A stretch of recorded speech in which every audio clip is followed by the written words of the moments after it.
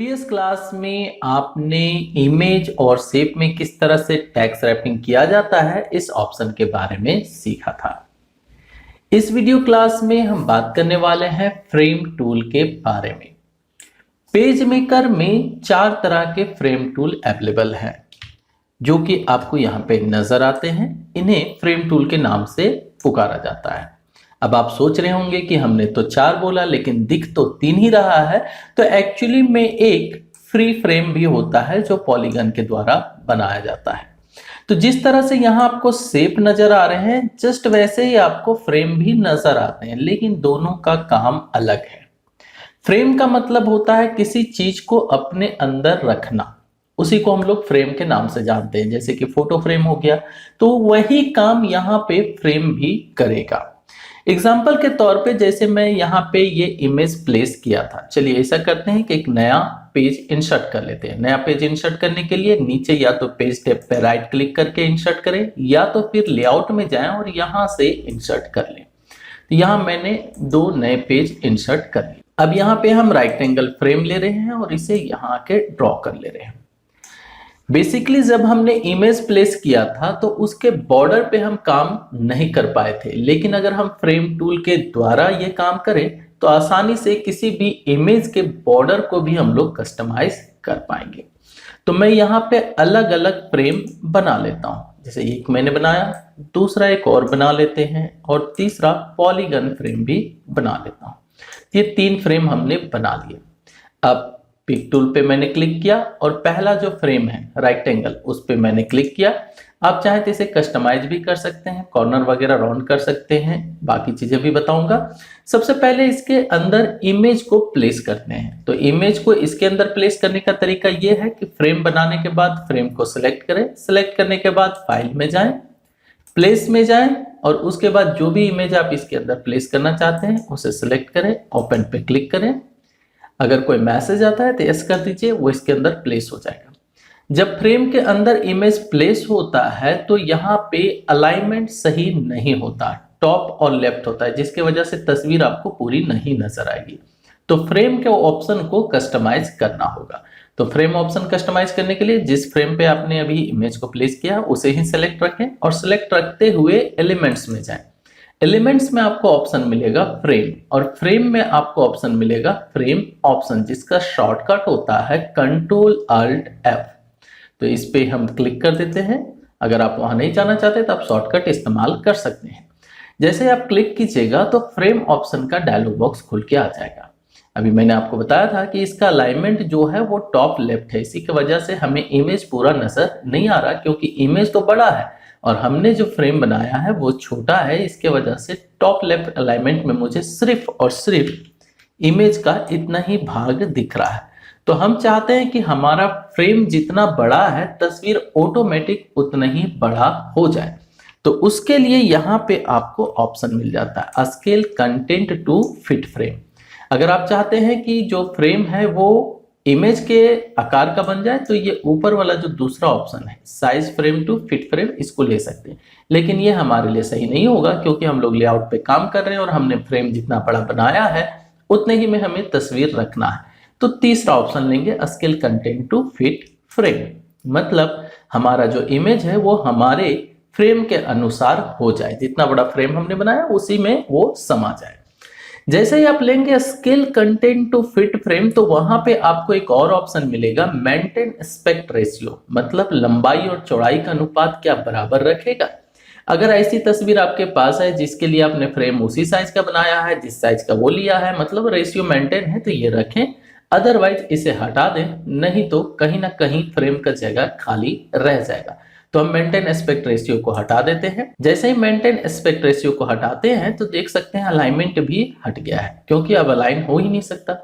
Okay पे click करते हैं और ये देखिए इमेज जो है वो फ्रेम में पूरी तरह से सेट हो गया। चलिए दूसरे फ्रेम पे ये ट्राई करके देखते हैं। जैसे हम हटा देते हैं और यहाँ एलिप्स एंगल मैंने लिया।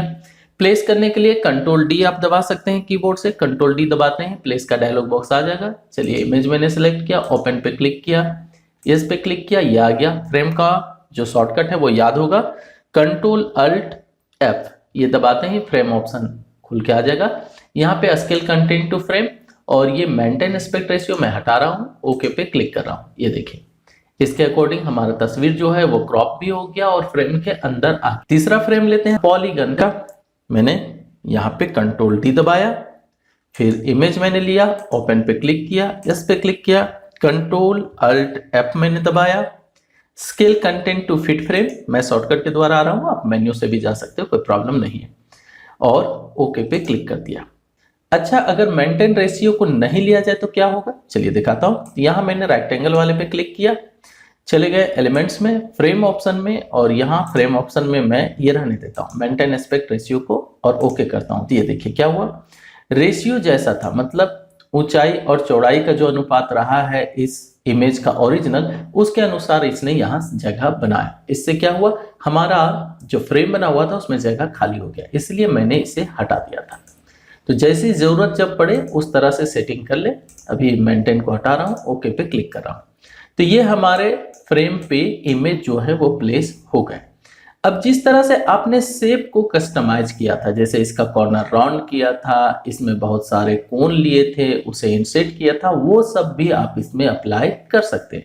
जैसे मैं इस पर क्लिक करता हूँ, एलिमेंट्स में गए, राउंड कॉर्नर मैंने लिया और सबसे ज्यादा राउंड ले लेता हूँ और ओके पे मैंने क्लिक किया।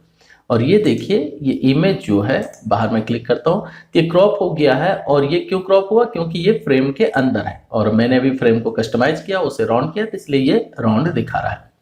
आखिरी वाले को लेते हैं पॉलीगन। पॉलीगन पे भी हम लोग कस्टमाइज कर सकते हैं। पॉलीगन हमने लिया, एलिमेंट पे गए और पॉलीगन सेटिंग पे क्लिक करके मैंने यहाँ पे नंबर ऑफ साइड्स बढ़ा दिए और स्टार इनसेट भी बढ़ा दिया और ओके पे क्लिक कर रहे हैं। और ये देखिए इसका लुक ही बदल गया। लेकिन अभी रुकिए, और भी बहुत कुछ बताना बाकी है, लेकिन उससे पहले एक छोटी सी रिक्वेस्ट है कि प्लीज वीडियो को फटाफट लाइक कर दीजिए, दोस्तों के साथ शेयर रखिए, और अगर आपने अभी तक चैनल को नहीं किया है सब्सक्राइब तो सब्सक्राइब कर लीजिए। चलिए टॉपिक पे आते हैं। तो यहाँ पे मैंने आपको और भी कस्टमाइजेशन बताया था स्ट्रोक के द्वारा, तो वो आप इसमें अप्लाई कर सकते हैं। तो फ्रेम को मैंने सेलेक्ट किया, कोई भी एक फ्रेम ले रहा हूं, तो मैं रेक्टेंगल ले रहा हूं, एलिमेंट्स में गया और यहाँ पे मैंने स्ट्रोक को क्लिक किया और ये ले लेते हैं, चलिए ये मोटा वाला 5 पॉइंट वाला ये मैंने लिया। और कलर को भी मैं यहाँ ले आता हूँ और कलर में स्ट्रोक कलर को मैंने सेलेक्ट किया और यहाँ पे कोई दूसरा कलर ले लेते हैं जैसे ब्लू। और ये देखिए इसमें हमारा बॉर्डर लग चुका है। अब अगर बॉर्डर आपको और मोटा करना हो फिर से इसे सिलेक्ट करें, एलिमेंट्स में जाएं, स्ट्रोक में कस्टम को चुनें और कस्टम में यहाँ साइज बढ़ा दें जैसे कि 20 और एंटर किया। ये देखिए एकदम ही फ्रेम अलग हो गया।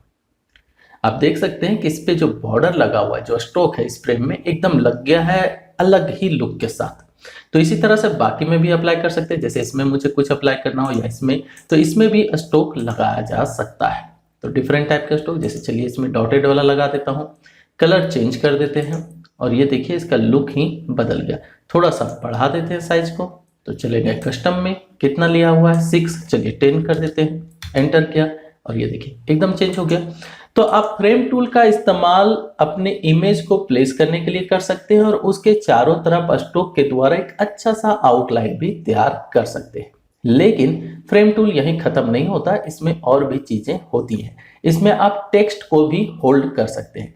चलिए टेक्स्ट के बारे में मैं थोड़ा सा बाद में बताऊंगा, पहले यहाँ जो रह गया हमारा एक फ्री पॉलीगन वाला, उसको भी देख लेते हैं। तो यहाँ मैंने फ्री पॉलीगन टूल पे क्लिक किया और ये देखिए याद ही होगा आपको, किसी भी तरह का हम लोग इससे तैयार कर सकते हैं सिर्फ। तो ये मैंने तैयार किया। अब इसके अंदर अगर हम प्लेस करते हैं इमेज को तो वो भी सेम उसी तरह से प्लेस होगा जैसे बाकी जो हमारे फ्रेम थे उसमें प्लेस हुआ था।